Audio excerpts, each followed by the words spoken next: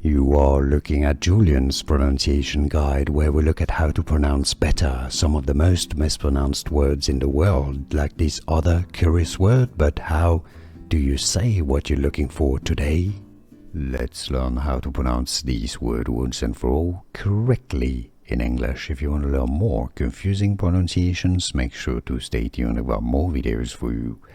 In English, it is usually pronounced as Sprague. That's your English pronunciation, better also known as couch grass. Sprague. Now, it comes from Old French, and in French it would be Sprague. Therefore, one could argue sometimes it may be pronounced as Sprague, but generally, in English, the correct pronunciation is as Sprague. Do you pronounce it any other ways? What do you think? Let us know in the comments down below. Here are more videos on how to pronounce more confusing words and names too many mispronounced. Like this video if you found it useful. I appreciate your support. I'll see you soon, and thanks for watching.